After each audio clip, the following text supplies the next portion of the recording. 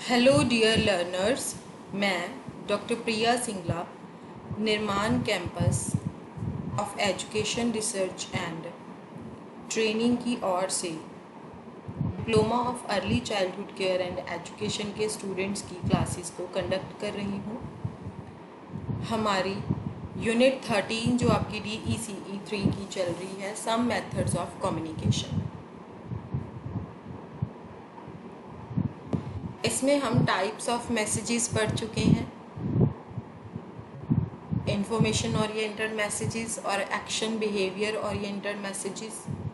Lecture पढ़ चुके हैं, कैसे लेक्चर को ऑर्गेनाइज करना है, उसकी लिमिटेशंस क्या हैं और उसको इम्प्रूव करने के सजेशंस क्या हैं। उसके बाद है ग्रुप डिस्कशन।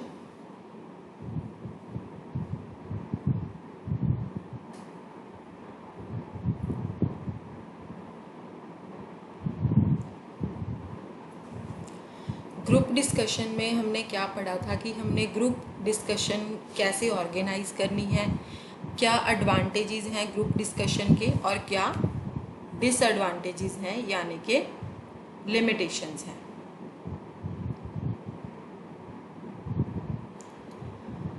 उसके बाद हमने डेमोन्स्ट्रेशंस एंड प्रैक्टिकल्स भी पढ़ा था।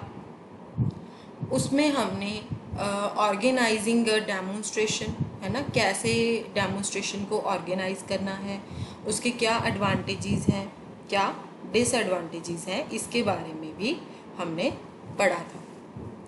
अब नेक्स्ट है हमारा role play, case study, story telling. ये हम अपनी आज की क्लास में कवर कर लेंगे। DECE 1 और 2 की क्लासेस हम ऑलरेडी कंडक्ट कर चुके हैं। अब इस वीक में आपकी DECE 3 और 4 की क्लासेस जो हैं वो चल रही हैं।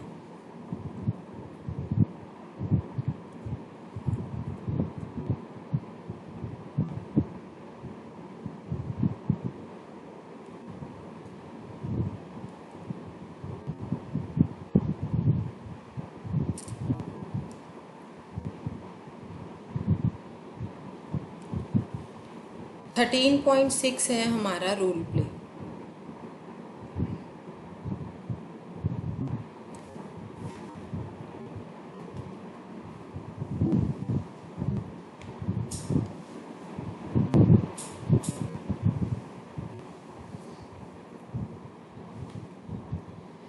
हम आपके जो DECE मैनुअल 1 है उसमें भी रोल प्ले के बारे में लिखा हुआ है।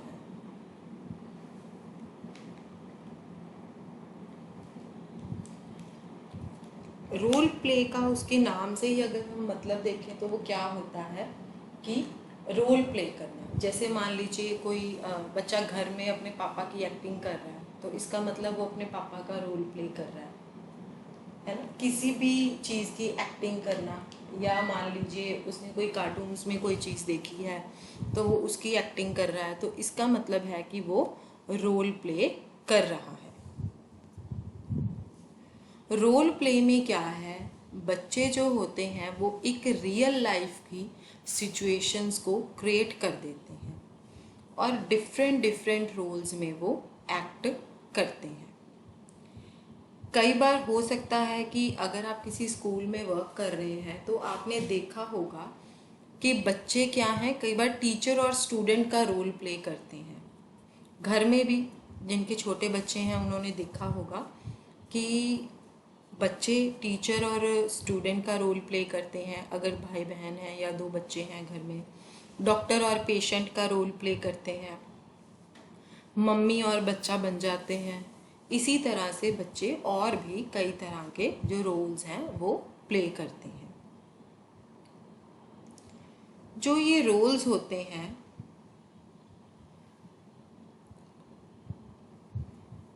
वो हमें या बच्चों को एक चांस देते हैं कि दूसरे पर्सन का रोल प्ले करके वो ये एज्यूम कर सकते हैं कि दूसरा इंसान किस तरह का है, और फीलिंग्स को एक्सप्रेस करने का चांस देते हैं, हम इमोशंस को एक्सप्रेस करने का चांस देते हैं, जो कि वो अपनी रियल लाइफ में एक्सप्रेस करने से हेजिटेट करते हैं।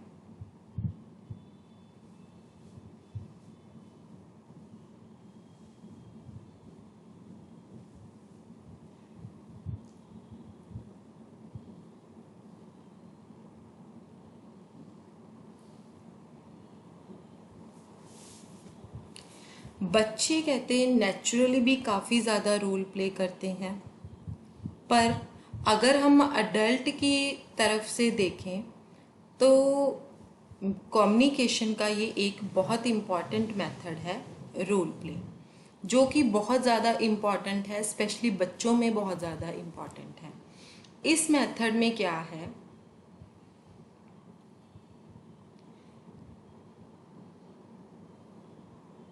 हम रियल लाइफ सिचुएशन के काफ़ी क्लोज होते हैं या बिल्कुल ही रियल लाइफ में होते हैं, मतलब उसकी तरह ही हम एक्ट करते हैं।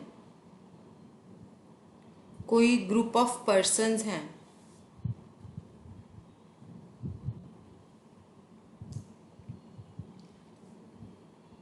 जैसे कि मतलब आप किसी को जो रिसीवर्स हैं, आप स्टेज के ऊपर कोई एक्टिंग कर रहे हैं, है ना, तो आप वो बिल्कुल इसी तरह से प्ले करते हैं जैसे कि रियल लाइफ सिचुएशन में चल रहा हो, या कोई ना कोई ऐसी चीज़ होती है जो कि बिल्कुल रियल लाइफ सिचुएशन में ही होती है, उसी का हम रोल प्ले करते हैं। तो रिसीवर्स जो होते हैं वो उसको रोल प्ले को देखते हैं।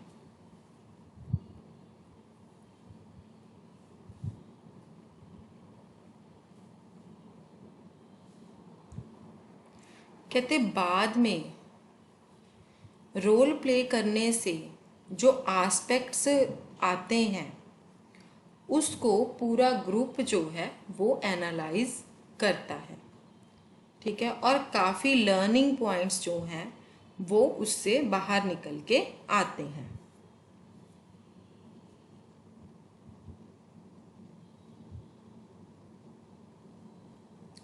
अब कौन से लर्निंग पॉइंट्स हैं जो बाहर निकल के आते हैं?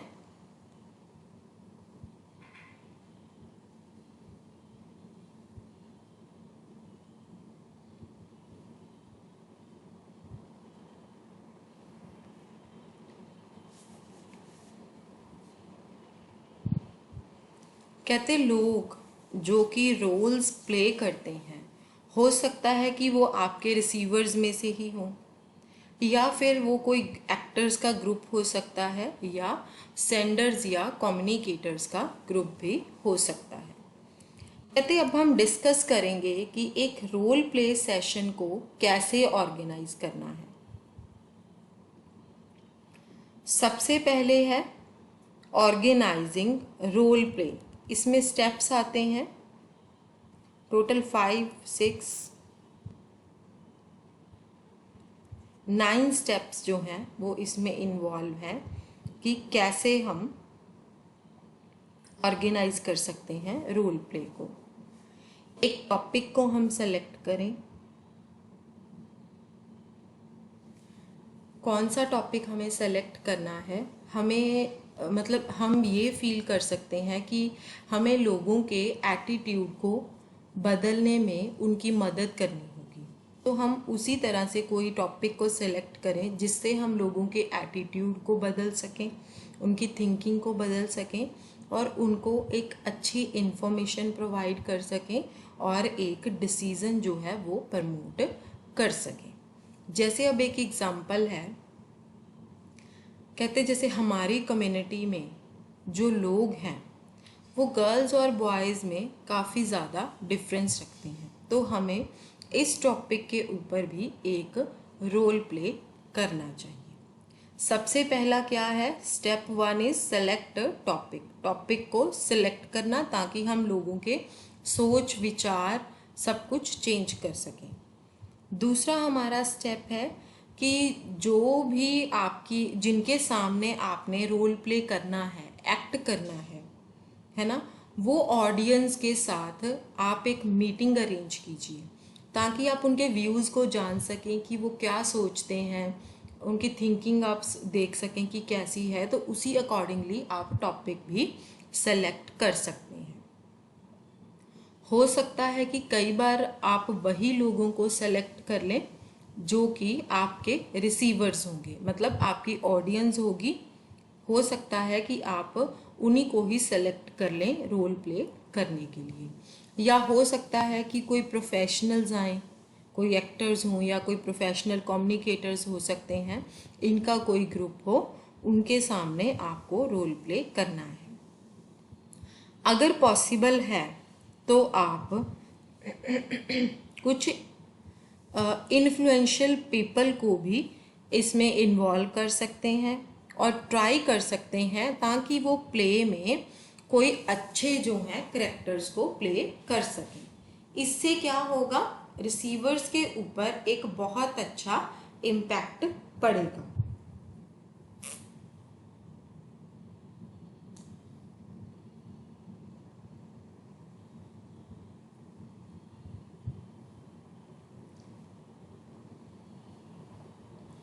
थर्ड स्टेप है हमारा कि हमें सिचुएशन को डिस्कस करना है। बहुत ही ब्रॉड तरीके से हमें सिचुएशन को डिस्कस करना है। किसके साथ डिस्कस करना है? उन लोगों के साथ जो प्ले में परफॉर्म कर रहे हैं, जो प्ले में एक्ट कर रहे हैं, उन लोगों के साथ डिस्कस करना है। अब जो डिस्कशन है वो कई बार आपके सामने इस तरह के पॉइंट्स लेके आती है जिससे कि आपकी प्ले की कई बार दिशा ही बदल जाती है। हमें क्या करना है, एक प्ले को एक्ट करने से पहले जो हमने प्ले करना है उसके बारे में हम उन लोगों के साथ डिस्कस करेंगे कि इसकी स्क्रिप्ट ये है, आप लोगों को कौन है जो ये रोल परफॉर्म करेगा, कौन ये रोल परफॉर्म करेगा। ठीक है, इससे क्या है, हम एक ब्रॉड आउटलाइन बना सकते हैं। ठीक है, और जो लोग काम करेंगे रोल प्ले में उनको काम करने के लिए एक डिटेल दे सकते हैं। इसके बाद है आपका स्टेप 4। कहते हैं कि रोल प्ले की ड्यूरेशन क्या है, ये भी आपने डिसाइड करना है कि कितने मिनट के लिए जो रोल प्ले है वो होगा। उसके बाद है आपका स्टेप 5।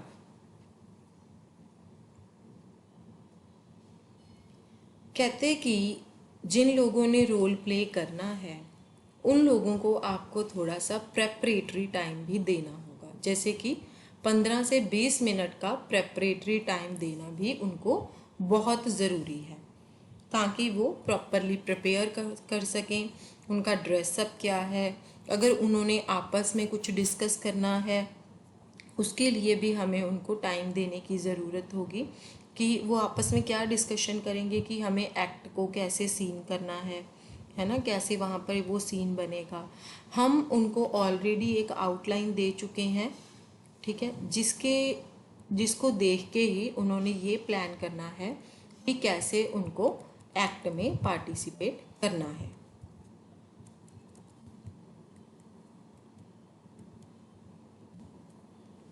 इसके बाद आपका आता है स्टेप 6।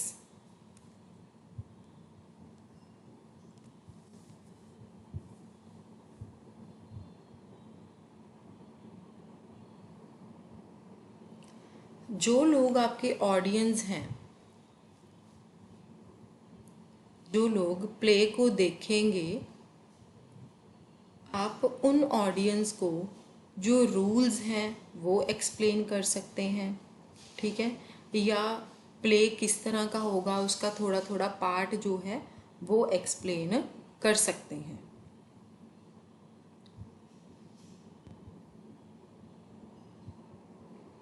क्योंकि वही लोग हैं जो कि डिफरेंट करेक्टर्स लोग प्ले करेंगे, उनके एटीट्यूड को आपकी ऑडियंस जो है वही नोट करती है।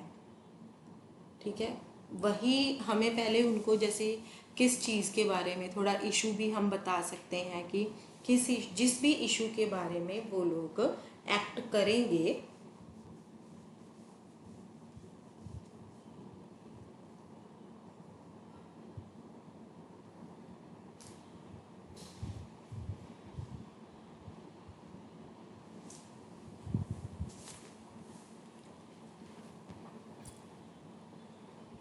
उसके क्या क्या करेक्टर्स हैं, क्योंकि उन लोगों ने उन्हीं लोगों के जो एटीट्यूड्स हैं उसको नोट करना है कि कैसे इशू को टैकल किया जा सकता है, उनके क्या ओपिनियंस हैं, किस तरह से वो इशू को टैकल करेंगे, है ना। और ऑडियंस जो है वो क्या फील करती है इशू के बारे में।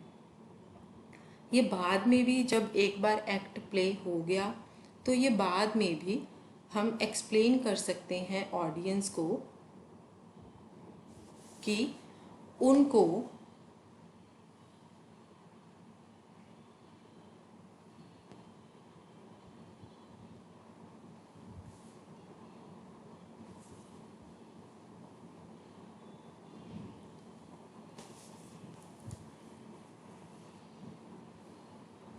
ऑडियंस को हम बाद में ये एक्सप्लेन कर सकते हैं कि पहले आप पूरा प्ले देखिएगा, फिर उसके बाद पहले आप बिना इंटरप्ट किए पूरा प्ले देखो, फिर उसके बाद आपको एक्सप्लेन किया जाएगा कि प्ले में जो भी आपकी कोई क्वेरीज हैं उसको लेके रिजॉल्व भी किया जाएगा। उसके बाद है आपका स्टेप 7। रोल प्ले के बाद आप ग्रुप को इनवाइट करो, जो भी उसमें एक्टर्स इन्वॉल्व थे सारे, है ना, ताकि इशू को एनालाइज किया जा सके जो उन्होंने एक्ट प्ले किया था। फिर हमें उनको एनकरेज करना है ताकि वो अपने विचारों को एक्सप्रेस कर सकें और अपनी फीलिंग्स को फ्रीली जो है वो एक्सप्रेस कर सकें। इस डिस्कशन को हैंडल करने से आपके पार्ट के ऊपर जो स्किल है वो आपको रिक्वायर्ड होगी। स्टेप 8 क्या है? डिस्कशन के बाद आप जो इम्पॉर्टेंट लर्निंग पॉइंट्स हैं उसको समराइज कर सकते हैं। ठीक है ना। ऑडियंस के साथ एक बार आप बात करके कि क्या क्या इसमें आपको सीखने को मिलता है, वो सारे आप पॉइंट्स जो हैं वो उनको डिस्क्राइब कर सकते हैं। अब ये जो डिस्कशन थी, अभी जो हमने डिस्कशन की है सारी ऊपर, जो आपके स्टेप्स थे सारे, उसमें आपको ये देखने को मिला है कि जो रोल प्ले होता है वो एक ड्रामा से बहुत ज़्यादा डिफरेंट होता है। जो ड्रामा होता है उसमें जो स्क्रिप्ट होती है वो पहले ही दे दी जाती है, जहाँ पर हर करेक्टर को जो डायलॉग्स हैं वो दे दिए जाते हैं। पर रोल प्ले में क्या होता है कि सिर्फ सिचुएशन जो होती है वही थोड़ी मतलब पूरे ब्रॉड तरीके से डिस्क्राइब की जाती है, और जो करेक्टर्स हैं, कौन कौन से करेक्टर उसमें एक्ट करेंगे वो आइडेंटिफाई करे जाते हैं, और ये उन पर ही छोड़ दिया जाता है कि उन्होंने इशू को कैसे अंडरस्टैंड किया है, उसके बेसिस के ऊपर ही वो रोल प्ले को करते हैं।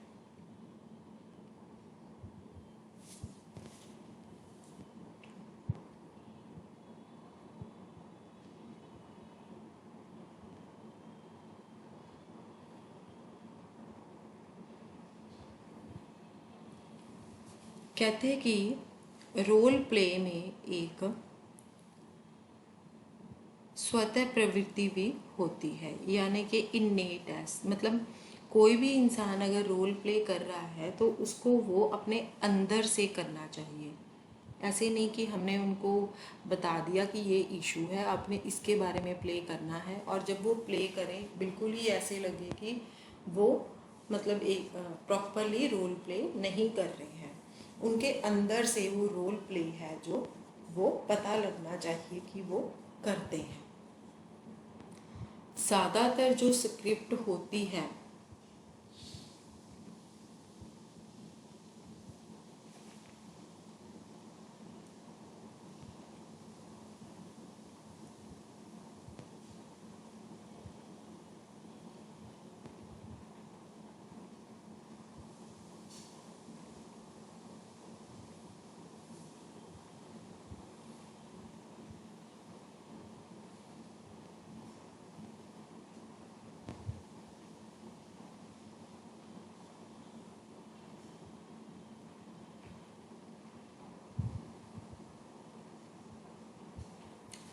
ज़्यादातर जो स्क्रिप्ट होती है, या हम यूँ कहें कि ये जो रोल प्ले करने की प्रक्रिया के अनुसार ही लिखा गया हो।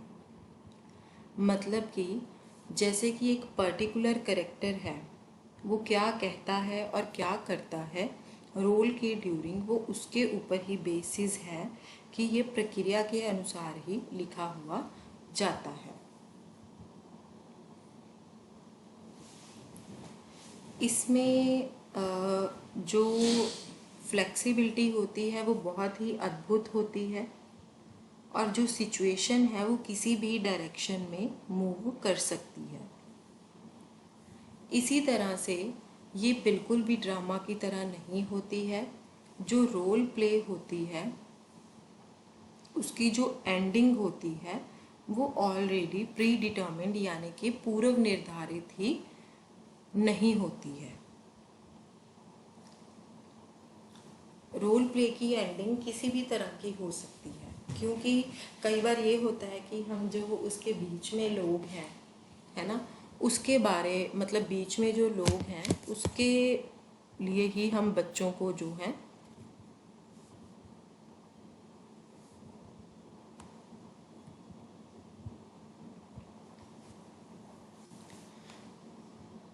रोल प्ले इमीडिएट जो है प्लानिंग की जाती है। प्रेपरेटरी के लिए 15 से 20 मिनट दिए जाते हैं और उसी टाइम स्टेज के ऊपर रोल प्ले किया जाता है। तो उसकी जो एंडिंग है वो लोगों की सोच के ऊपर, उनके एटीट्यूड्स के ऊपर डिपेंड करती है। इसीलिए उसकी जो एंडिंग है वो पहले कभी भी निर्धारित नहीं की जा सकती है। अब रोल प्ले क्या है? ये एक इंटेंस और मूविंग एक्सपीरियंस होता है। इंटेंस का मतलब है कि एक एक्यूट या बहुत तेज बोल सकते हैं हम, है ना। मूविंग एक्सपीरियंस है मतलब कि चलता हुआ गतिशील एक्सपीरियंस है।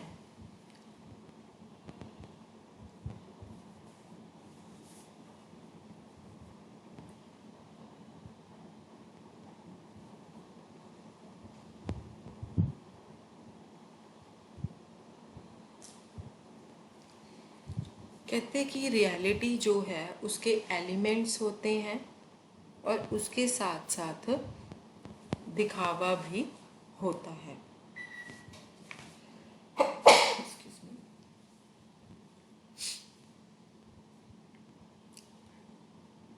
रियलिटी के एलिमेंट्स होते हैं और उसके साथ साथ प्रीटेंस भी उसमें होता है, मतलब दिखावा भी होता है।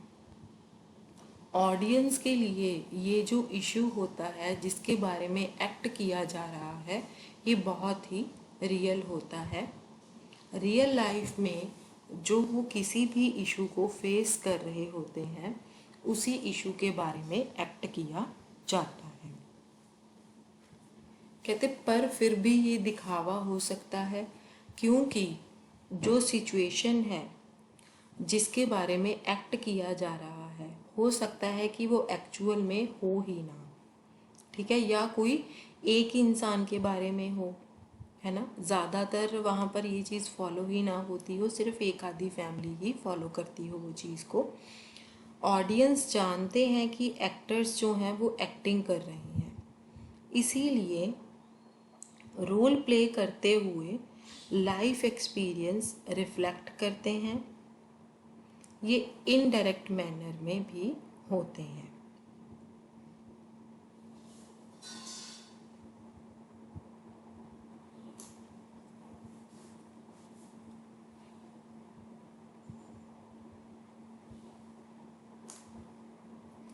ये एक बहुत ही इफ़ेक्टिव मीडियम बना देते हैं कि हम इशू को एक्सप्लोर कर सकें। जो लोग इनके बारे में डायरेक्टली बात नहीं करते हैं उनके लिए ये बिल्कुल क्लियर हो जाता है कि वो अब डायरेक्टली जो है हेजिटेट नहीं करें बात करने के लिए। अब यहाँ पर एक एग्जांपल दी गई है। कहते कि आपको ये फाइंड आउट किया होगा आपने कि कम्युनिटी में अर्ली चाइल्डहुड से ही लड़कियों से थोड़ा डिस्क्रिमिनेशन की जाती है। ये एक बहुत ही सेंसिटिव इशू है। जब आप इस इशू के ऊपर पेरेंट्स से डायरेक्टली अप्रोच करेंगे तो वो आपके क्वेश्चंस को ओपन अप नहीं होंगे।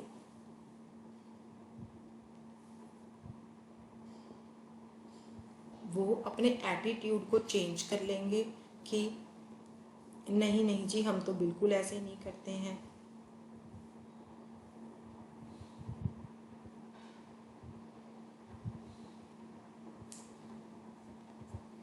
पर इस इशू के ऊपर जब रोल प्ले होगा तब आप पेरेंट्स को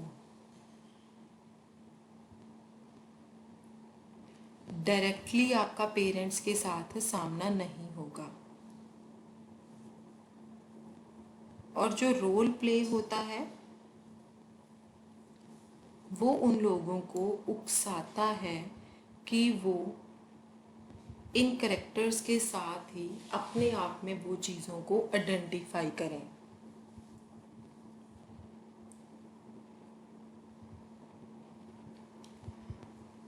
सब मिलाकर वो अपनी फीलिंग्स और इमोशंस को एक्सप्रेस करेंगे। जो सिचुएशन होती है वो उन लोगों को ये सब कुछ इनडायरेक्टली करने के लिए अलाउ करती है। वो ऑनेस्ट भी होंगे और उनको ये भी फील नहीं होगा कि उन्हें डिफेंसिव होने की ज़रूरत है। अगर आप इस इशू के बारे में उनसे क्वेश्चन करेंगे, इसीलिए वो आपकी फीलिंग्स और उनकी खुद की जो फीलिंग्स हैं, उनके खुद के जो एक्सप्रेशंस हैं रोल प्ले के बाद, वो उसको ज़रूर एक्नॉलेज करेंगे। इसके बाद हमारे पास आता है आफ्टर द रोल प्ले। कहते कि आप इस चीज़ को समझेंगे कि जो रोल प्ले है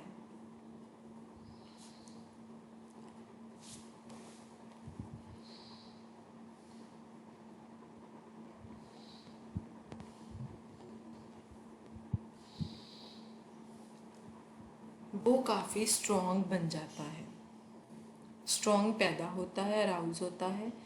और कई बार क्या है, ऑडियंस में बहुत ज़्यादा फीलिंग्स भी पैदा हो जाती हैं। इसीलिए जब आप रोल प्ले के बाद डिस्कशन को स्ट्रक्चर कैसे करेंगे, ये बहुत क्रूशियल होता है। ये याद रखें कि रोल प्ले सिचुएशन की कोई भी सिंगल एंडिंग नहीं हो सकती है और ना ही इस प्रॉब्लम का कोई एक सल्यूशन हो सकता है। इसीलिए हमें ज़्यादा जजमेंटल होने की ज़रूरत नहीं है। आप इस तरह की स्टेटमेंट्स को बिल्कुल भी यूज़ नहीं करेंगे कि इस सिचुएशन में जो आपका रिस्पॉन्स है वो काफ़ी कैलुअस है और इनह्यूमन होता है। कैलुअस और इनह्यूमन का यहाँ पर क्या मतलब है?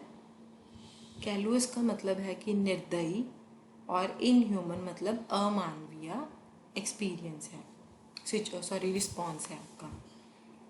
इससे क्या है, अगर आप ऐसे स्टेटमेंट्स को कन्वे करेंगे तो जो रोल प्ले का पर्पस होता है वो कम्प्लीटली डिस्ट्रॉय हो जाता है।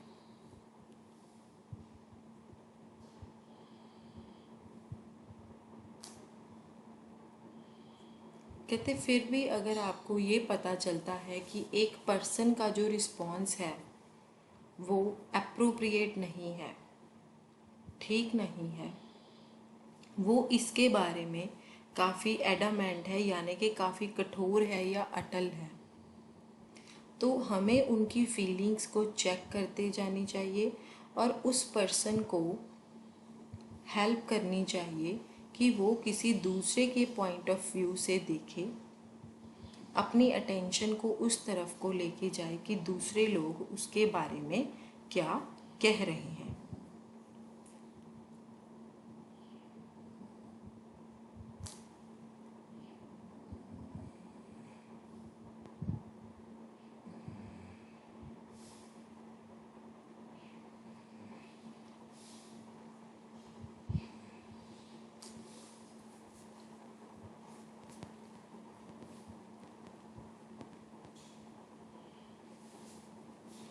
कहते कि डिस्कशन में जो आपका रोल होता है रोल प्ले के बाद, वो एक क्लैरिफायर का होता है कि लोगों के जो भी कोई डाउट्स हैं उसको क्लैरिफाई करना।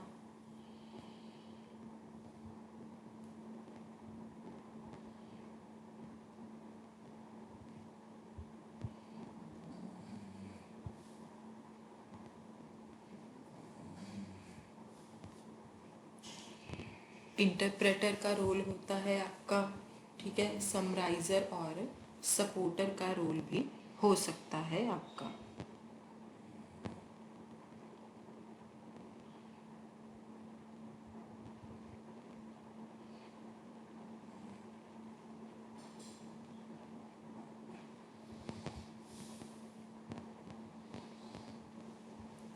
कहते कि इसमें आपको इसीलिए जब डिस्कशंस चल रही हैं रोल प्ले के बाद या कोई एनालिसिस हो रहा है, तब ज़्यादा ध्यान देने की ज़रूरत होती है ताकि कोई पर्टिकुलर इंडिविजुअल उसमें से भाग ना जाए। आपको ये भी पक्का करना होता है वहाँ पे कि जो एनालिसिस का फोकस है वो इश्यूज़ के लेवल पे होना चाहिए और जो प्रोसेस है उस पे होना चाहिए, ना कि किसी इंडिविजुअल के ऊपर होना चाहिए स्पेसिफिकली।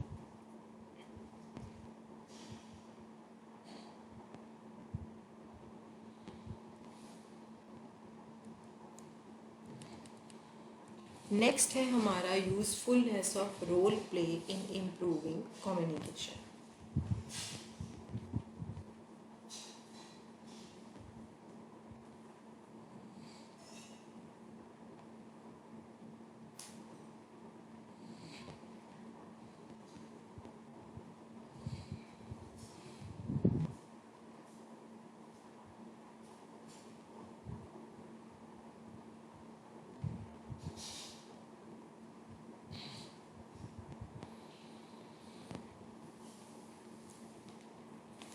रोल प्ले जो है वो एक एक्सीलेंट अपॉर्चुनिटी प्रोवाइड करता है ताकि हम अपने खुद के बारे में और दूसरों के बारे में री एग्ज़ामिन कर सकें, दूसरों के पॉइंट ऑफ व्यू से, फीलिंग्स के लिए, बिहेवियर के लिए और एक्सप्रेशंस के लिए। और ये हमें नए नए इंसाइट्स और सेंसिटिविटी को भी डेवलप करने में मदद करता है।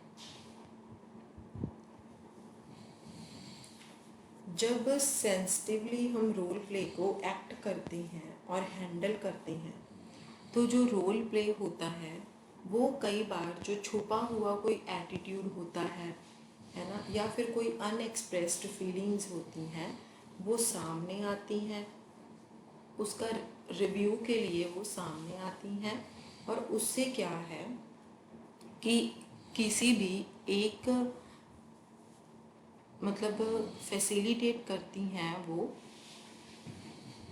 उस प्रोसेस को कि वो किसी एक की परसेप्शंस या एटीट्यूड को चेक कर सकें।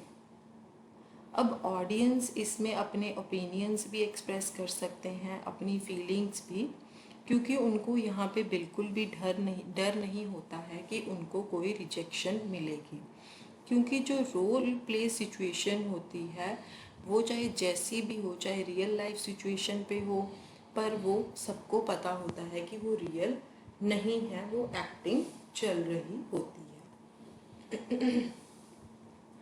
कभी कभी क्या होता है कि जब हम एक रोल प्ले को विटनेस कर रहे होते हैं, तो जो ग्रुप के कुछ मेंबर्स होते हैं वो अपनी फीलिंग्स को और एटीट्यूड्स को एक्सप्रेस करते हैं जो कि आप चेंज करना चाहते हैं। और आम सर्कमस्टांसिस में क्या होता है, उनको कभी भी वॉइस नहीं किया, आवाज़ नहीं उठाई जाती है और ना ही कभी उनके लिए अट्रेंस की जाती है। अब फॉर एग्ज़ाम्पल क्या है कि रोल प्ले सेशन के ड्यूरिंग मान लीजिए एक बॉयज़ और फैमिली में बॉयज़ और गर्ल्स के बीच जो डिस्क्रिमिनेशन है,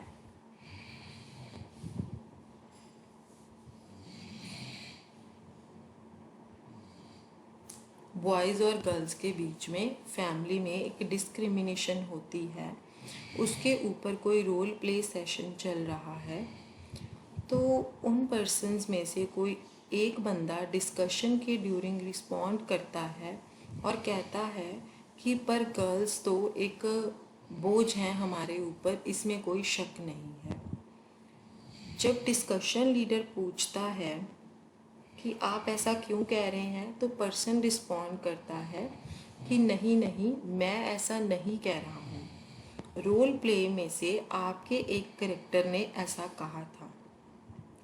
इससे ये बिल्कुल क्लियर हो जाता है कि ग्रुप में जो पर्सन्स होते हैं वो ये फील करते हैं कि लड़कियां जो हैं वो बर्डन है, और वो इस व्यू को एक्सप्रेस करते हैं। पर जो रोल प्ले सिचुएशन होती है वो ये अलाउ करती है कि रोल प्ले में जो भी कोई कैरेक्टर रोल प्ले कर रहा है वो इस चीज़ को अपने ऊपर ना ले,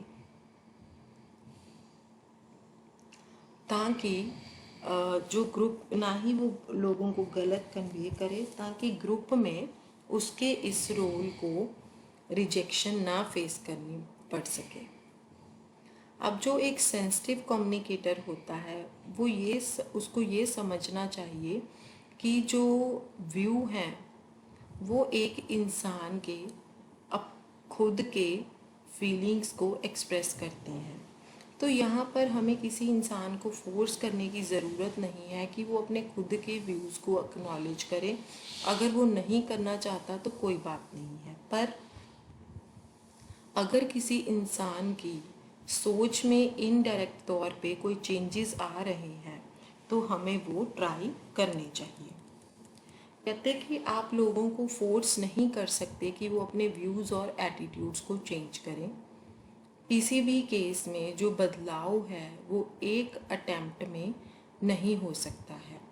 इसीलिए ये ध्यान रखना ज़रूरी है रोल प्ले के बाद जब डिस्कशंस होते हैं कि आप अपने ओपिनियंस को इम्पोज ना करें, पेशेंस रखें और अपने व्यूज़ को एक्सप्लेन करें। पर ये भी ध्यान रखना ज़रूरी है कि आप उनके बारे में वेहमेंट ना हो सकें।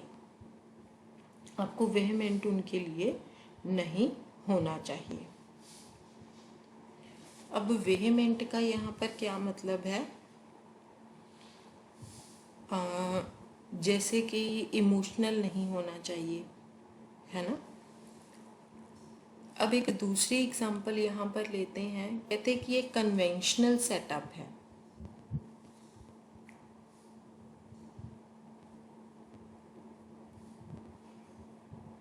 मतलब कि एक पारंपरिक सेटअप है, एक पारंपरिक व्यवस्था की गई है। क्या है वो कि एक औरत जो है वो फैमिली में फिजिकल और इमोशनल टॉर्चर एक्सपेक्ट करती है, और यही जो है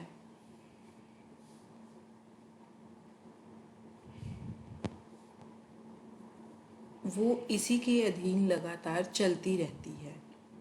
एक रोल प्ले ये डिपिक्ट करता है कि एक औरत जो कि काफ़ी टाइम से इस तरह की टॉर्चर को सह रही है और वो फिर दोबारा से ही उसी फैमिली के साथ आगे चल रही है, तो इस सिचुएशन को बदल देना चाहिए।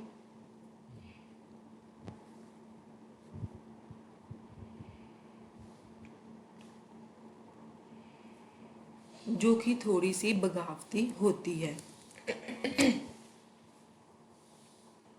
सॉरी। कहते ये भी पॉसिबल है कि एक वुमेन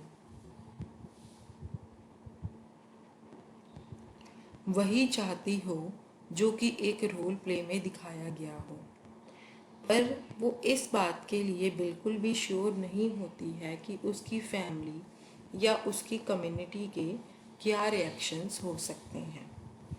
इस तरह के रोल प्ले का जो एनालिसिस होता है वो उनको ये समझने में मदद करता है कि कम्युनिटी की क्या फीलिंग्स हैं और उनका नया बिहेवियर क्या हो सकता है। अब जो रोल प्ले है वो एक इंडिविजुअल के बदलाव के बारे में भी हो सकता है और एक ग्रुप में बदलाव के बारे में भी हो सकता है।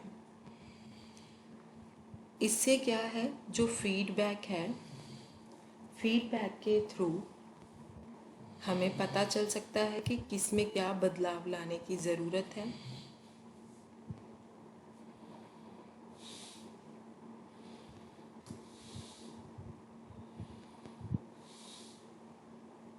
या सेल्फ असेसमेंट के थ्रू भी पता किया जा सकता है।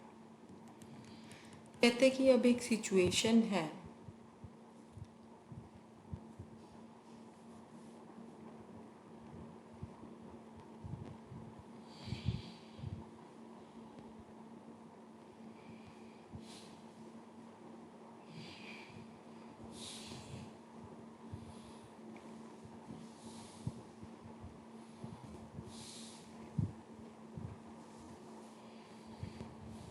जो सिचुएशन है वो एक पर्टिकुलर तरीके से रोल प्ले के लिए उपयुक्त है। ये जो नीचे वाली सिचुएशन लिखी हुई है, teacher student relationship in the class, मतलब इसके ऊपर भी रोल प्ले हो सकता है।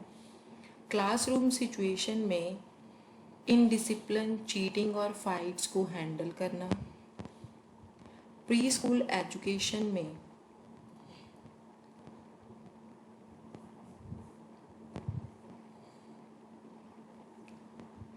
बच्चों को भेजने के लिए कम्युनिटी को मोटिवेट करना और वहाँ पर कैसे बच्चों को, किन तरीके से बच्चों को हैंडल किया जाता है उसको देखना। फिर कोई सोशल प्रॉब्लम्स हैं जैसे कि इलिटरेसी हो गई, डॉरी, अल्कोहलिज्म हो गया,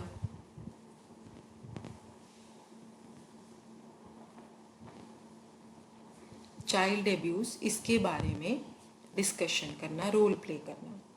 नेक्स्ट है जी हमारे एडवांटेजेस क्या हैं रोल प्ले के। रोल प्ले के थोड़े से एडवांटेजेस हैं कि ये बहुत ही सिंपल है, लो कॉस्ट होता है और कम्युनिकेशन का बहुत ही इफ़ेक्टिव मेथड भी होता है। ये डायरेक्टली प्रॉब्लम के ऊपर फोकस करता है और ये दिखाता है कि हमें इसके साथ कैसे डील करना है।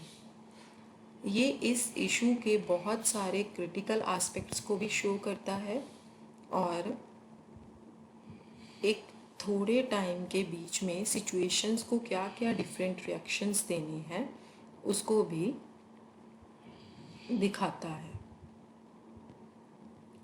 लोगों को मोटिवेट करता है कि वो अपनी परसेप्शंस और अपने एटीट्यूड को बदल के अपने नए बिहेवियर को अडॉप्ट करें।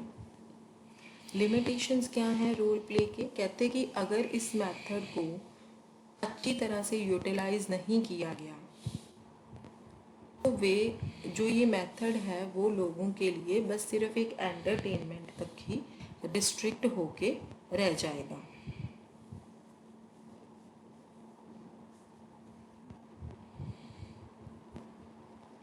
अगर इस रोल को हमने एग्जैगरेट कर दिया है ना, मतलब कि हमने इनको अतिरंजित कर दिया,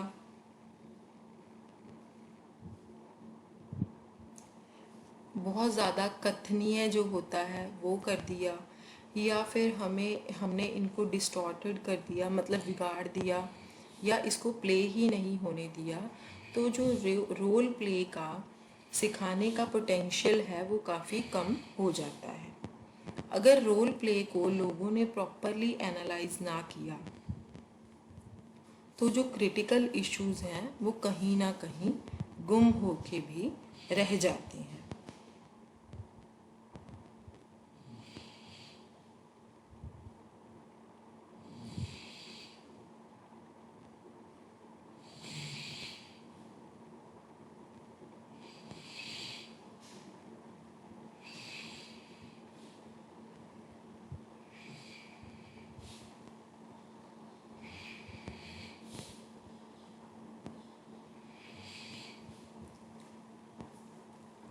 ये है आपकी एक्सरसाइज 2।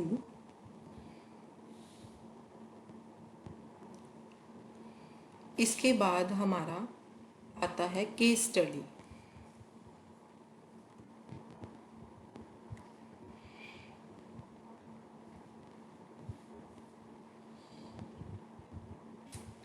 कहते कि अब तक आपके पास बहुत सारे मेमोरेबल लाइफ एक्सपीरियंसेस होंगे। ये इस तरह के एक्सपीरियंसेस होते हैं जिसका आपके बिहेवियर के ऊपर बहुत ज़्यादा इम्पैक्ट पड़ता है। अगर आप पीछे की तरफ देखेंगे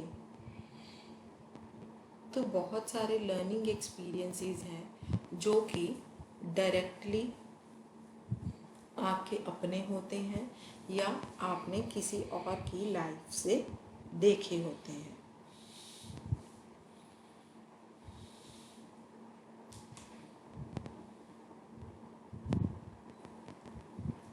जो केस स्टडीज़ हैं वो इसी फैक्ट के ऊपर बेस्ड होती हैं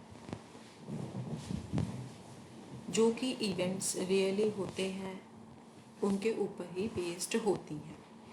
केस स्टडी का पर्पस क्या है? अगर हम एज अ कम्युनिकेशन मेथड देखें, इसका पर्पस है कि वो लोगों को हेल्प करता है ताकि लोग अपनी प्रॉब्लम्स को कैसे सॉल्व करना है ये सीख सकें। एक सिमिलर सिचुएशन में ही वो दूसरों के बारे में लर्न करके सीख सकें। एक केस के बारे में पढ़ना और सुनना किसी भी दूसरे ग्रुप या कम्युनिटी में लोग ये सोचना शुरू कर सकते हैं कि उन्होंने अपने आप को कितना सॉर्ट आउट कर लिया है और कितनी उन्होंने अपनी प्रॉब्लम्स को सॉल्व कर लिया है। लोगों की केस स्टडी के थ्रू जो भी लोगों की गलतियां या सक्सेस होते हैं उनको देख के ही सुन के ही सीखने को मिलता है। अब केस स्टडी की कितनी टाइप्स हैं? कहते कि सब्जेक्ट मैटर के ऊपर डिपेंड करता है कि केस स्टडी कंटेंट बेस्ड भी हो सकता है जो कि ये डिस्क्राइब करता है कि सिचुएशन में हमें क्या करना है, और प्रोसेस बेस्ड भी हो सकती हैं जो कि प्रोसेस को शेयर करती हैं या मेथड को कि कैसे प्रॉब्लम के सल्यूशन को हमें अचीव करना है, या इन दोनों का कॉम्बिनेशन भी हो सकता है। जैसे अब एक एग्जांपल दी गई है कि एक केस स्टडी को सेलेक्ट किया जा सकता है जो कि एक औरतों के ग्रुप की फॉर्मेशन के प्रोसेस को डिस्क्राइब करती हो।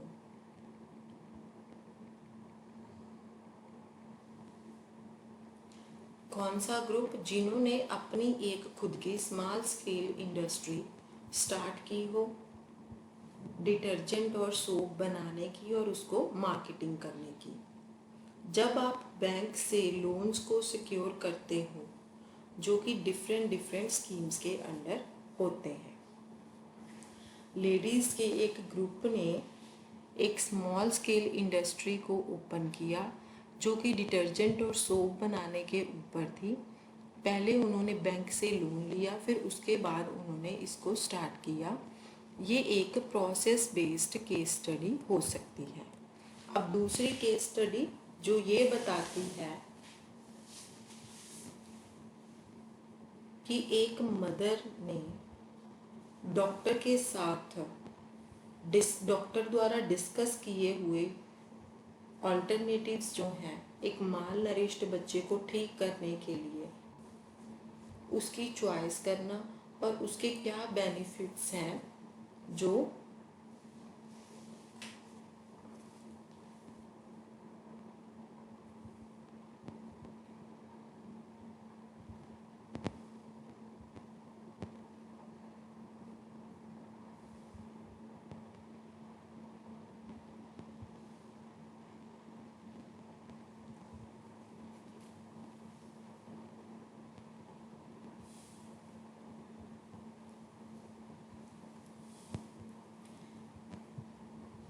बेनिफिट्स जो कि मदर के द्वारा रीप्ड किए गए हैं डॉक्टर की एडवाइस के ऊपर ध्यान देके ये भी एक केस स्टडी हो सकती है जिसमें कि बहुत सारा कंटेंट होता है। ये मदर्स को, आपकी कम्युनिटी की जो मदर्स हैं उनको समझने में हेल्प करती है कि कैसे वो अपने बच्चों को हेल्दी रख सकती हैं। इसके बाद आता है selecting and writing up case study. कहते किसी भी केस स्टडी को सेलेक्ट करने के लिए से पहले ये जानना बहुत ज़्यादा ज़रूरी होता है कि कम्युनिटी में क्या प्रॉब्लम्स आ रही हैं जिसको आप सॉल्व करना चाहते हो। अगर लोग जिनके साथ आप काम कर रहे हो वहाँ पर आप विलेज में पानी की सप्लाई के सिस्टम को वो इम्प्रूव करना चाहते हैं तो आप वहाँ पर एक्सप्लोर कर सकते हो और फाइंड आउट कर सकते हो दूसरे विलेजेस के फील्ड और हेल्थ वर्कर से कि क्या उन्होंने कोशिश की थी और किसी सिमिलर प्रॉब्लम को सॉल्व किया था। फिर आप दोनों सक्सेस और फेलियर्स जो उन लोगों ने एक्सपीरियंस किए थे उसको चूज कर सकते हैं। उन बातों का ध्यान रखते हुए आप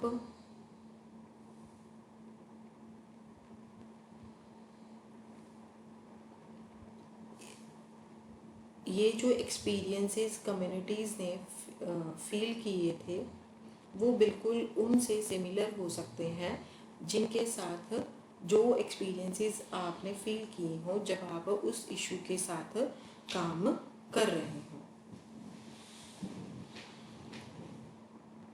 कहते कि यहाँ पर कोई भी पॉइंट नहीं है ये डिस्कस करने वाला कि केरला में क्या हुआ था जब हम हिमाचल प्रदेश में लोगों के साथ प्रॉब्लम को डिस्कस कर रहे थे। ये डिफ़िकल्ट हो सकता है पैरेलल कोई ना कोई चीज़ को निकालना, डिस्कस करना, ड्रॉ करना। अगर किसी भी इंडिविजुअल या ग्रुप या कम्युनिटी के एक्सपीरियंसेस आपको फैमिलियर हैं, जिनके साथ आप काम कर रहे हैं, उस सिचुएशन के बारे में अगर किसी वहाँ की कम्युनिटी के इंडिविजुअल या ग्रुप ने आपको बता दिया कि हमने पहले ये एक्सपीरियंस किया था, ठीक है, तो आपको ध्यान रखना है कि आप उन एरिया या लोगों के नाम को चेंज कर सकते हैं ताकि एम्बैरेसमेंट से बचा जा सके।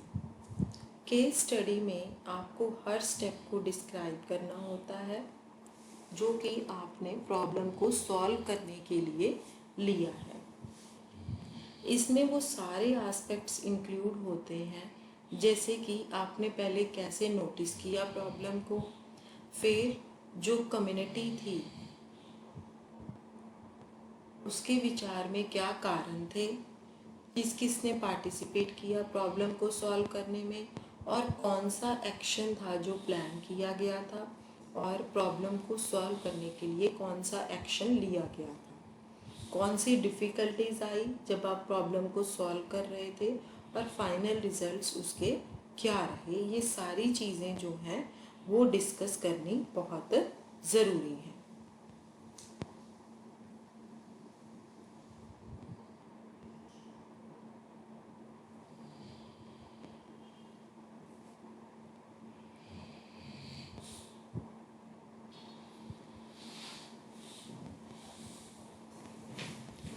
कहते कि आपको केस स्टडी को ट्राई करना चाहिए और ब्रीफली राइट डाउन लिख लेना चाहिए।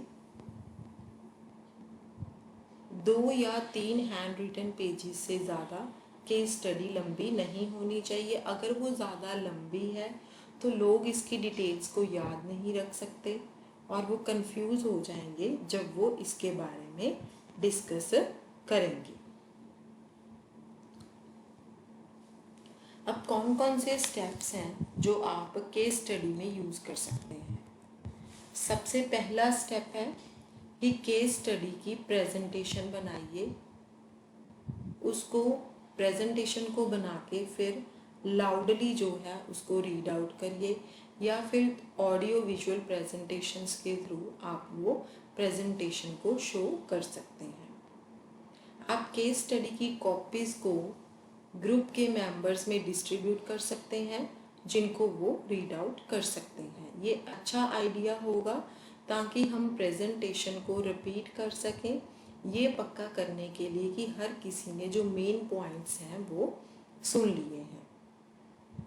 प्रेजेंटेशन के बाद ग्रुप के सारे मेंबर्स को आप एनकरेज कीजिए कि वो केस को प्रेजेंट करें, डिस्कस करें, कि इससे ये पता चल सके कि जो केस उन्होंने प्रेजेंट किया है उसने क्या रिफ्लेक्ट किया है। फिर उनसे आप थोड़े से ओपनिंग क्वेश्चंस पूछ सकते हैं, जैसे कि क्या जो केस स्टडी में डिसीजन बना था आप उससे एग्री करते हैं, आप क्या सोचते हैं कि ये सक्सेसफुल है या फेल्ड है, कौन सी चीज़ें हैं जिन चीज़ों पे हमें कम्युनिटी में और काम हम कर सकते हैं। उसके बाद है स्टेप 3, कहते हैं कि हर किसी को एनकरेज करो ताकि वो अपने एक्सपीरियंस और ओपिनियंस को शेयर कर सकें। हमें ग्रुप को हेल्प करना है ताकि वो कोई भी डिसीजंस के ऊपर पहुंच सके, ताकि तरीकों को ढूंढा जा सके कि कैसे हम इस स्पेसिफिक एरिया में जो कोई प्रॉब्लम आई है कैसे हम उसको सॉल्व कर सकते हैं। नेक्स्ट स्टेप है हमारा कि ये जो डिस्कशन है, कई बार ये केस स्टडी के एक कलेक्टिव एनालिसिस के ऊपर पहुंच जाती है। लास्ट स्टेप है हमारा स्टेप 5। इसमें क्या है कि जो एंड में जो कलेक्टिव एनालिसिस होता है उसको समराइज करना, जो कि कम्युनिटी के एटीट्यूड को चेंज करने में भी हेल्प करता है। कहते कि केस स्टडी मेथड को यूज़ करना जो है वो बहुत ज़्यादा इम्पॉर्टेंट होता है। इसमें बहुत ज़्यादा हाई डिग्री की इन्वॉल्वमेंट चाहिए होती है और पार्टिसिपेशन चाहिए होती है। क्वेश्चंस पूछे जाते हैं, उनकी क्लैरिफिकेशन दी जाती है, जो भी कोई इंटरप्रिटेशंस आती हैं उनको इनवाइट किया जाता है। केस स्टडी के बीच में कोई भी मतलब ड्रॉ किए जाते हैं पैरेलल्स, कुछ भी हों, जो ग्रुप की प्रॉब्लम्स होती हैं उनको भी सॉल्व किया जाता है इस मेथड को यूज़ करके। कहते पर यहाँ पर ये याद रखना बहुत ज़रूरी है कि केस स्टडी मेथड को यूज़ करना सारे ग्रुप्स के लिए काम नहीं होता है, मतलब सारे ग्रुप्स के लिए ये अच्छा नहीं होता है। ये डिपेंड करता है ग्रुप के लेवल के ऊपर और उनके एक्सपीरियंसेस के ऊपर। इसके बाद है हमारा advantages of case study.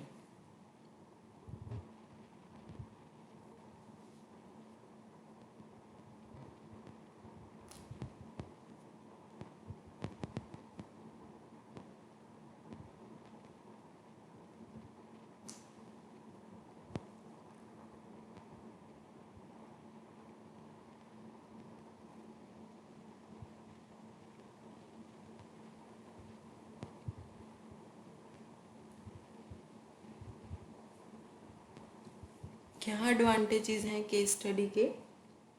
Case study जो है वो डिफरेंट ऑप्शंस को क्रिएट करने में मदद करती है और बहुत ज़्यादा वाइड रेंज के मेथड्स और अप्रोच को इवॉल्व करती है प्रॉब्लम को सॉल्व करने के लिए। ये अवेयरनेस को क्रिएट करती है और अंडरस्टैंडिंग को प्रमोट करती है किसी भी इशू के बारे में, उसके सारे एंगल से। ये जो मेथड है ये काफ़ी ज़्यादा इफ़ेक्टिव होता है ताकि प्लानिंग को एनहांस किया जा सके और एनालिटिकल स्किल्स को भी एनहांस किया जा सके, क्योंकि जो एनालिसिस है दूसरे लोगों के एक्सपीरियंस का जो एनालिसिस होता है कई बार वो वैल्यूएबल चीज़ें बताता है या लर्निंग का बेस भी बताता है। अब दूसरों के सिमिलर एक्सपीरियंस को शेयर करना और ये रियलाइज़ करना कि क्या दूसरे जो हैं उन्होंने इससे स्ट्रगल करा और फिर जीते, वो हमें एक नया फेथ देती हैं अपने काम को करने का और एक नया कॉन्फिडेंस प्रोवाइड करती हैं। ये इफ़ेक्टिवली री इन्फोर्स करती हैं केस स्टडी मेथड के थ्रू।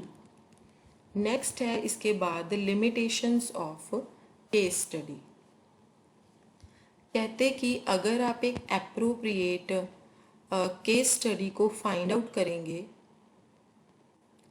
फाइंड करना ये बहुत डिफ़िकल्ट होता है, ये टाइम कंज्यूमिंग है और एक डिफ़िकल्ट टास्क होता है कि हम इंफॉर्मेशन को कलेक्ट कर सकें और एक केस स्टडी को प्रिपेयर कर सकें।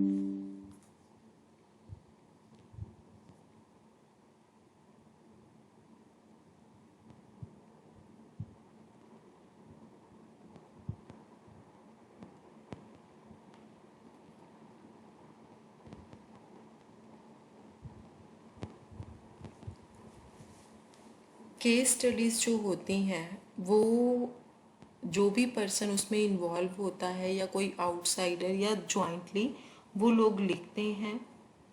इसीलिए ये कई बार क्या होता है, परसेप्शंस को कलर करते हैं और इसीलिए ये सब्जेक्टिव वर्जन भी हो सकता है रियलिटी का। इसके बाद है नेक्स्ट हमारे पास स्टोरी टेलिंग। जो स्टोरीज़ होती हैं वो हर किसी को पसंद होती हैं, चाहे बड़े हैं चाहे बच्चे हैं। स्टोरीज़ को सुनना और लिखना बच्चों के लिए काफ़ी ज़्यादा सुनना और पढ़ना बच्चों के लिए काफ़ी ज़्यादा फैसिनेटिंग हो सकता है, स्पेशली अगर उसमें पिक्चर्स और एग्जाम्पल्स भी शो की गई हों। बच्चों के लिए जो स्टोरीज़ होती हैं कभी कभी वो उनके फेमस हीरोज़ की हो सकती हैं या फेमस लोगों की जो उनके गांव में काफ़ी देर से रह रहे हों। आपने ये भी नोटिस किया होगा कि कई बड़े लोग बच्चों के बिहेवियर को डायरेक्टली क्रिटिसाइज़ करने की बजाय उनको एक स्टोरी सुनाते हैं ताकि वो अपना पॉइंट बच्चों के सामने रख सकें। वो ये कह के स्टार्ट करते हैं कि मुझे एक बच्चों की स्टोरी याद है और वो फिर बच्चों को स्टोरी सुनाना शुरू कर देते हैं कि बच्चे ने क्या किया। स्टोरीज़ जो हैं वो बच्चों को ये बताने का एक तरीका होता है, एक इंटरेस्टिंग इवेंट होता है कि क्या हुआ था। तो जो स्टोरीज़ हैं उनको हम एंटरटेन कर सकते हैं, हिस्ट्री को रिकॉल कर सकते हैं, न्यूज़ को स्प्रेड कर सकते हैं और इन्फॉर्मेशन को भी स्प्रेड कर सकते हैं और बिहेवियर के बारे में लेसन्स को भी सर्व कर सकते हैं। कहते कि हमने DECE 1 का जो मैनुअल है उसमें इम्पॉर्टेंस ऑफ स्टोरीज़ के बारे में बताया गया है कि बच्चों के लिए स्टोरीज़ की इम्पॉर्टेंस कितनी ज़रूरी होती है।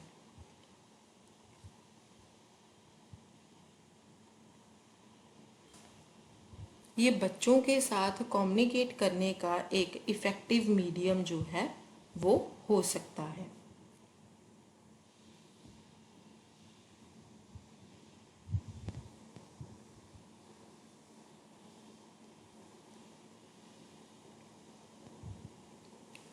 कहते कि हम अब थोड़ी सी स्टोरीज़ यूज़ करके कम्युनिकेट करेंगे अडल्ट्स के साथ। कहते आप यहाँ पर ये बता सकते हैं कि क्या पर्पस होगा अडल्ट्स के लिए स्टोरीज़ यूज़ करने का। एक अडल्ट को स्टोरी बताने का जो पर्पस है वो है मैनीफोल्ड। स्टोरीज़ जो हैं वो इन्फॉर्मेशन देने के लिए यूज़ की जाती हैं, आइडिया सजेस्ट करने के लिए यूज़ की जाती हैं या लोगों को एनकरेज करने के लिए यूज़ की जाती हैं, उनके एटीट्यूड्स को, ताकि वैल्यूज़ को री एग्जामिन किया जा सके और ये डिसाइड करने में हेल्प करती हैं कि कैसे हम जो है स्टोरीज़ को, प्रॉब्लम्स को सॉल्व कर सकते हैं। स्टोरीज़ जो हैं वो दो तरह की होती हैं, क्लोज एंडेड स्टोरीज़ और ओपन एंडेड स्टोरीज़। सबसे पहले है हमारा close ended stories. Close ended stories वो होती हैं जिनका कि एक डेफिनेट एंड होता है। बहुत सारी स्टोरीज़ हैं जो हम जानते होंगे जो क्लोज एंडेड होती हैं, जैसे कि कछुए और खरगोश की कहानी, जिसका एंड क्या होता है कि जो टॉर्टॉइस है वो एंड में जीत जाता है।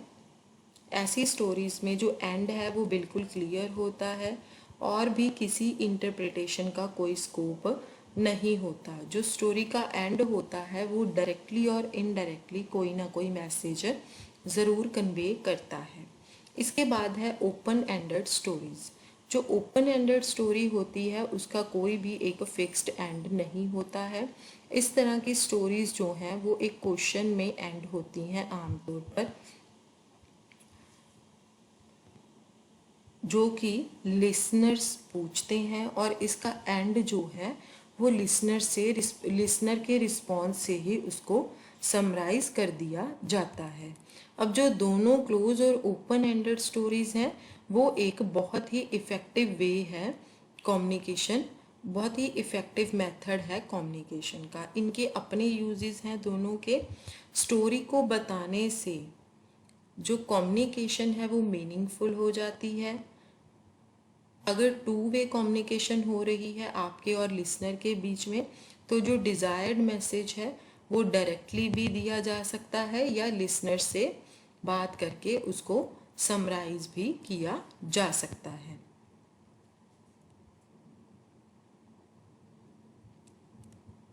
कीजिए जो कि एक ग्रुप के लिए अप्रोप्रिएट हो और उसका कोई थीम हो, वो थीम हो जिसके ऊपर आप कोई डिस्कशन करना चाहते हैं या आप कुछ कन्वे करना चाहते हैं जिसमें कोई ना कोई इन्फॉर्मेशन हो। हमारा जो कल्चर है वो ट्रेडिशंस उसमें बहुत सारे होते हैं। हर कल्चर में अलग अलग फोक्स होते हैं, लिटरेचर होता है जिसको आप स्टोरी के लिए सेलेक्ट कर सकते हो। अगर ज़रूरत है तो आप एक अपनी स्टोरी भी क्रिएट कर सकते हो किसी भी अपने थीम से रेलेवेंट, और आपका जो ग्रुप है उसके बारे में इंटरेस्ट भी रखता हो। दूसरा स्टेप है कि आप सारी रेलेवेंट सपोर्ट को बनाइए या कलेक्ट कीजिए, जैसे कि picture card, slide, channels, charts, flannel figures या पपेट्स, है ना, जो कि आप स्टोरी सुनाते हुए उसको इंटरेस्टिंग बनाने के लिए यूज़ कर सकते हैं। स्टेप 3 में हमारा आता है कि हम स्टोरी को बहुत अच्छी तरह से रिहर्स करें सुनाने से पहले ऑडियंस के सामने। स्टेप 4 है कि स्टोरी को जब हम सुनाते हैं तब हम उसको ऑल्टर भी कर सकते हैं और स्टोरी के बेसिस के ऊपर एक डिस्कशन भी हम कर सकते हैं। और जो ओपन और क्लोज्ड एंडेड स्टोरीज होती हैं वो दोनों भी अलग अलग तरह की डिस्कशंस उनके ऊपर हो सकती हैं।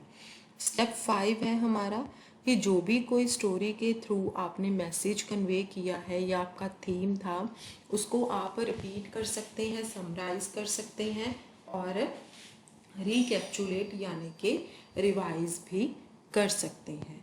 अब क्लोज एंडेड स्टोरी में जो डिस्कशन होती है वो ज़्यादातर जो होती है किसी भी एक्शन या किसी के एक स्टोरी में जो करेक्टर्स होते हैं उनके एटीट्यूड्स का एनालिसिस ही होता है। अब ये एग्जाम्पल है कि कहते क्या अहमद ने जो किया था क्या वो उसने सही किया था। आप क्या सोचते हैं कि उसकी ग्रैंड माँ का एटीट्यूड जो था उसके बारे में क्या सोचते हैं, ऑडियंस की क्या फीलिंग्स थी, क्या एटीट्यूड्स थे, आप उसके बारे में क्या जानते हैं, डेविड की प्लेस में आपने क्या किया था। अब जो ओपन एंडेड स्टोरी होती है वो ज़्यादा इफ़ेक्टिव होती है क्योंकि उसमें जो एंड होता है लिसनर के व्यूज़ और फीलिंग्स जो होती हैं उससे हमें बहुत कुछ पता चल जाता है, जबकि स्टोरी का कोई कंक्लूजन नहीं होता है। हम अपने लाइफ के एक्सपीरियंस या वैल्यूज से उसको शेप दे सकते हैं। इसके बाद है हमारा सजेशंस फॉर स्टोरी टेलिंग। कहते कि आप थोड़े से करेक्टर्स के साथ स्टोरी को सिलेक्ट कर सकते हैं। जो अगर काफ़ी करेक्टर्स होंगे स्टोरी में तो उससे कंफ्यूजन भी हो सकती है। कम्प्लेक्स प्लॉट की स्टोरी को अवॉइड करना चाहिए। हमें कोई भी डिफ़िकल्ट वर्ड्स स्टोरी में यूज़ नहीं करने हैं। अगर आप कोई नए वर्ड्स को इंट्रोड्यूस कर रहे हैं तो हमेशा हमें ध्यान रखना है, प्रॉपर तरीके से उसको एक्सप्लेन करना है पिक्चर्स का यूज़ करके, पर्टिकुलरली अगर बच्चों को हम कोई स्टोरी सुना रहे हैं।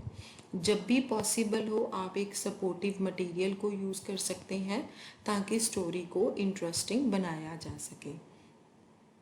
लिसनर्स के साथ जब आपने स्टोरी सुनानी है एक आई कांटेक्ट बना के रखना है।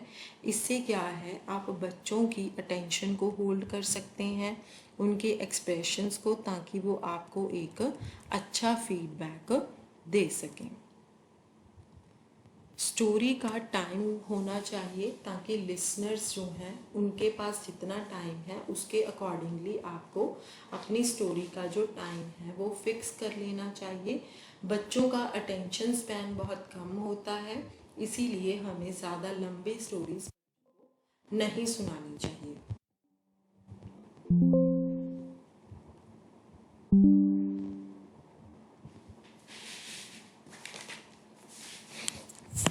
जो उनकी डेली की लाइव्स हैं, जहाँ भी पॉसिबल हो हमें उनसे पूछना चाहिए। वॉइस मॉड्यूलेशन और टोन मॉड्यूलेशन, गेस्चर्स, एक्सप्रेशंस को यूज़ करना चाहिए स्टोरी सुनाते हुए। स्टोरी के बीच में हमें उनसे क्वेश्चंस पूछने चाहिए ताकि हमें लिसनर से अच्छा फीडबैक मिल सके।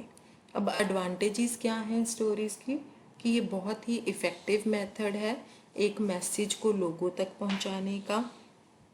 ये जो लिसनर का इंटरेस्ट है और अटेंशन है उसको होल्ड करने में मदद करता है और अवेयरनेस को क्रिएट करने में भी मदद कर सकता है कि किसी का क्या एटीट्यूड है और किसी की किस के प्रति क्या सेंसिटिविटी है। लिमिटेशंस क्या हैं स्टोरी की, जो जब आप स्टोरी सुना रहे होते हैं तो उसके लिए भी स्किल की ज़रूरत पड़ती है। बहुत ज़्यादा प्रेपरेशन और रिहर्सल की ज़रूरत होती है इस मेथड को प्रॉपरली बताने के लिए। ये है आपकी एक्सरसाइज 3।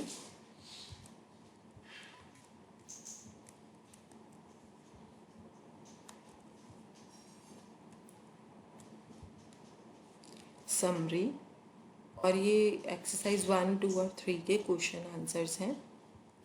हमारा यूनिट 13 यहाँ पे कंप्लीट हो जाता है। नेक्स्ट है हमारा यूनिट 14 जो हम अपनी नेक्स्ट क्लास में कंटिन्यू करेंगे। आज की क्लास हम यहीं पर ही ख़त्म कर देते हैं। Thank you.